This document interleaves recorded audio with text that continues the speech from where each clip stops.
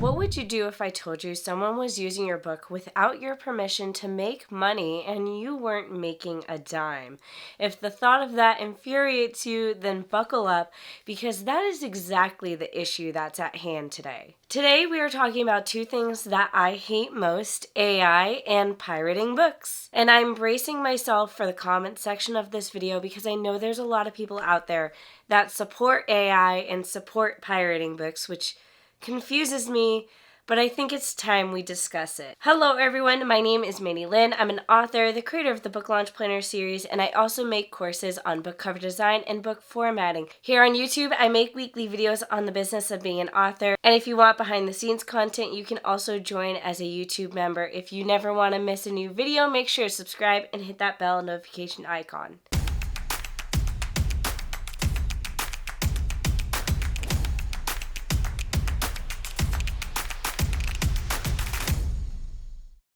So I guess I'll start off by apologizing because I'm getting over a cold and I still don't have my voice back and I'm still a little congested.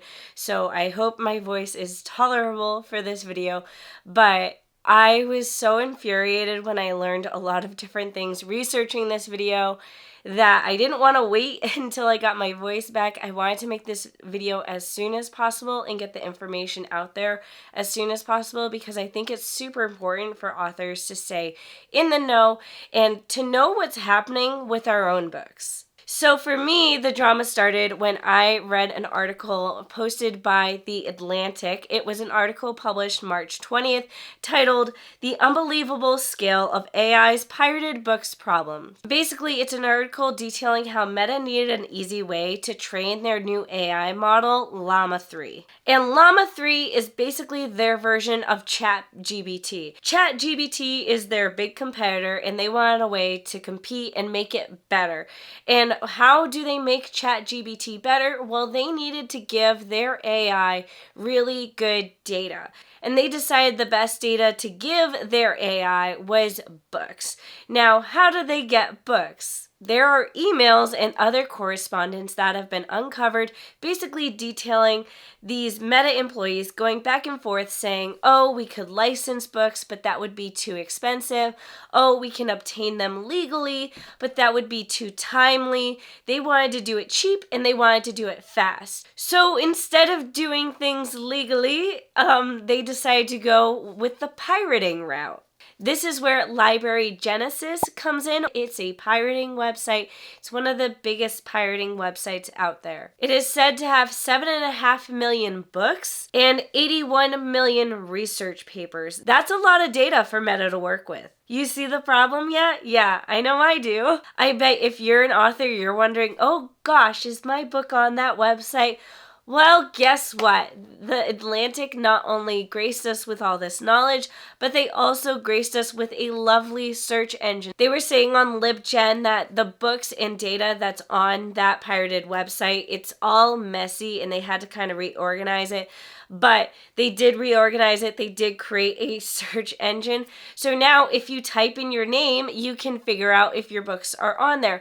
So I kindly invite you. I will leave all the articles I mentioned in this video linked below. But most of all, I will leave the search engine that The Atlantic created, so you can go in, you can type in your pen name, and you can see if your books come up. I personally did it, and 4 of my books came up. Not surprised, not shocked that my books are on there. Definitely angry though. So please go ahead and type in your own name and see if your books pop up as well. If they do, please comment down below because I think it's very important for us to understand the scale of how many authors are being affected because it's a lot. Now, it's not clear if Meta used all the data on the LibGen website to train their AI. It's kind of impossible to know if they used all the data, but we do know they used some of it. And the issue with LibGen is that because it is a website full of pirated books, often all the data on that website is very messy, and it also tends to be riddled with typos and other errors in the books themselves. So they may not be the version of the book that you published as the final version. They may be modified versions of your book as well, which is just how pirated books tend to be, at least what I've noticed just in my experience. Not that I've ever pirated books, but I've had issues with my own books being pirated, hence why I wasn't shocked when I saw my books up on this website. So here's my opinion on AI, in case anyone was wondering. I don't like it.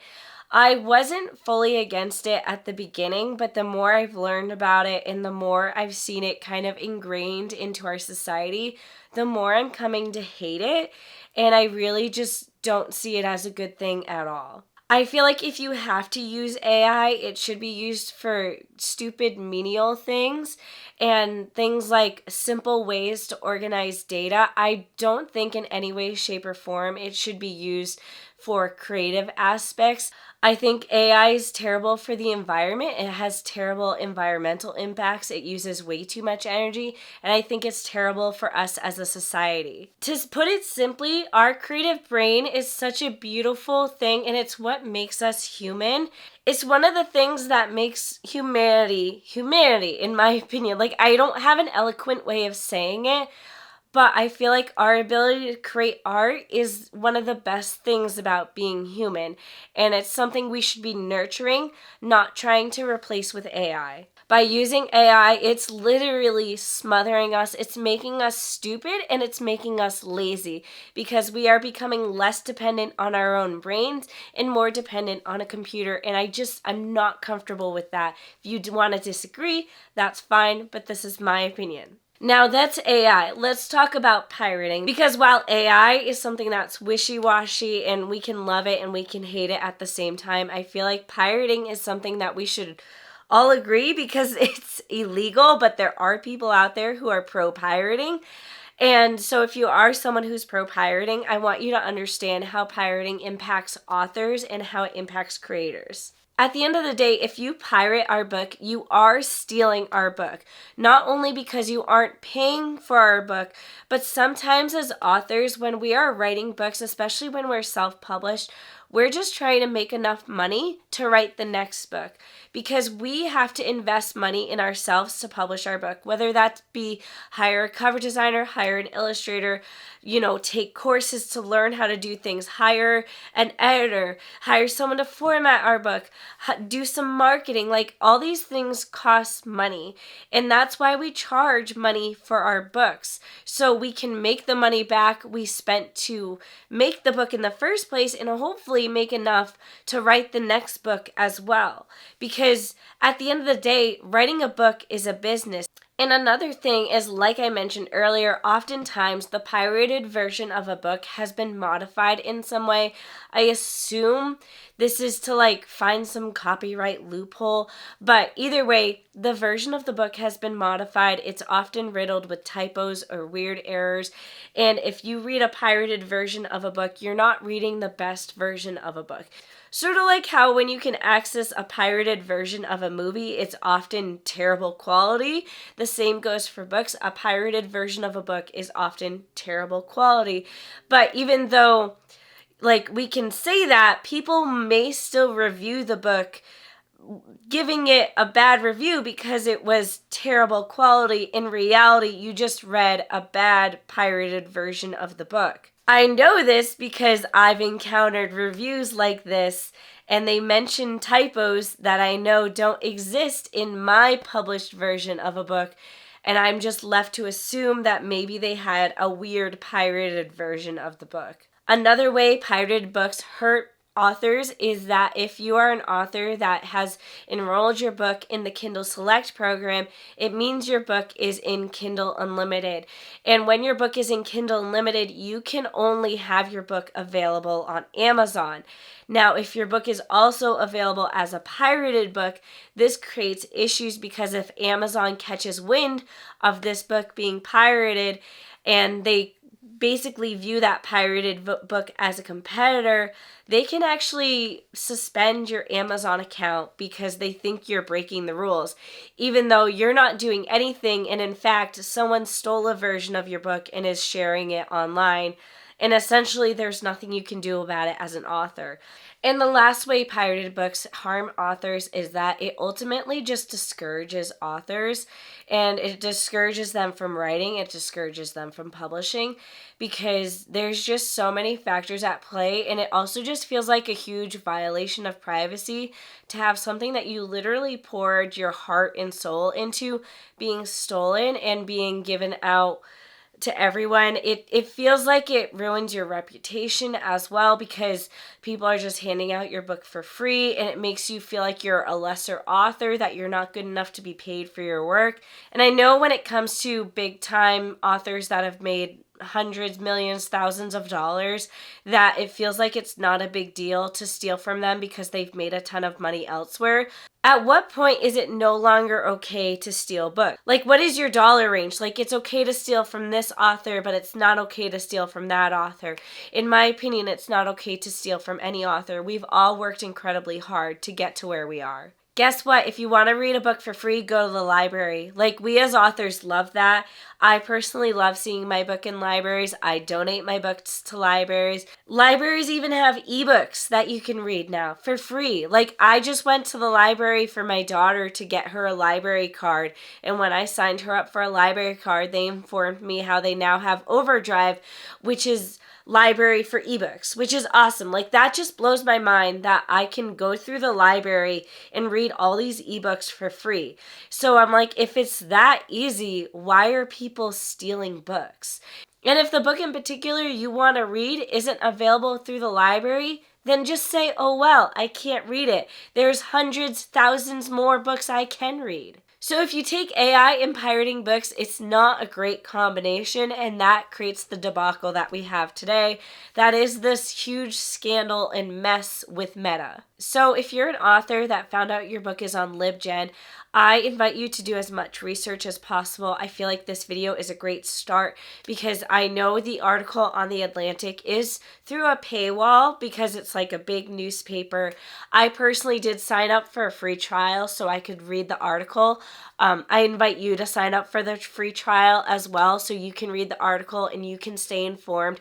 There are lawsuits going on right now. Unfortunately, for us smaller authors, we cannot afford to hire a lawyer for something like this. Like, I cannot afford to go up against Meta. Even if the law is on my side, I don't have the budget for that. I also don't have the time for that. Like, I just can't. And so, like, same with so many other authors that have been victims to Meta. And also, this is a very gray area. Using data to train AI is a gray area because I found another article, again, an article I will link down below, stating how using data to train AI is considered fair use.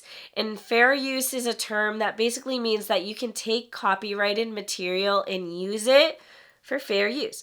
I'm not doing a good job defining it, but either way, that's what they're saying, is that you can take data and use it to train AI. And I'll share with you a quote from the article itself. Training a machine learning model with this copyrighted data does not infringe because the data is not redistributed or recommunicated to the public. So basically it means because the data is completely modified that it's not illegal and it's not breaking any copyright laws. But here's the issue with this situation in particular is Meta did not obtain this information legally.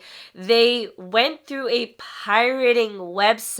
So they obtained all of this data illegally. So even though it's not illegal to use copyrighted material to train AI, it is illegal for them to download that data onto their computers. I hope everyone's following what I mean. I'm not a lawyer, but I do wish that these lovely lawyers on YouTube cover this story. I really, really do hope that someone more informed than I am covers this because I don't understand legal talk, and I really, really want someone who does and who can maybe do a deeper dive than this to look into this story and educate us all better. I'm sitting down to edit this video, and I just wanted to do a quick request if you guys could. If you guys could either share this YouTube video or the article from The Atlantic with one of my favorite legal YouTubers, Emily D. Baker.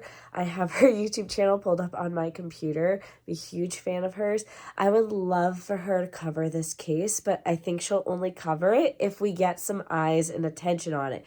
So let's go ahead and reach out to her. I will reach out to her myself personally and see if she's willing to cover it, but I think if there's a lot of us that reach out, there's a higher likelihood that she will cover it. And besides the fact that Meta obtained this data illegally, I think we might need to relook at the definition of fair use and how it pertains to AI, because I'm not okay with the way AI bots have been trained, whether that be through the written word or through digital art.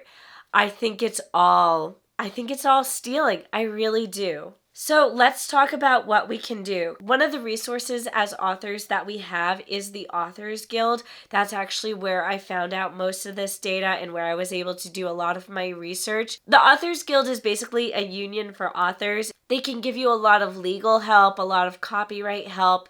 They help you with the more stressful, confusing parts of being an author. And they published an article that said, like, here's 5 things that you can do. But unfortunately, a lot of those things that they direct you to do includes you becoming a member of the Authors Guild, which I'm not against. Like, I think the Authors Guild is great, but the issue is I went about to join because I was like, oh, this is great. I'll become a member of the Authors Guild. I assumed it was going to be for a fee. Like, that doesn't shock me. Like, organizations have fees. I get it. We have to operate somehow. But the fee is $149 a year for the average author, which just feels like a lot, especially when you hopefully don't want to use any of their services. While I think the Authors Guild is great, I also wanted to talk about some alternatives today. So the first thing you need to do is you need to send a notice to Meta, aka Mark Zuckerberg, that they do not have the copyright to use your book to train their AI models. Now, the best thing about the Authors Guild is that they actually created a template that is super easy to fill out to send this letter. So it's free, first of all. I wanted to preface it with that. So go to the link down below. Again, so many links for this video, but I promise you it's worth your time. Go to the link that the Authors Guild has created and sponsored.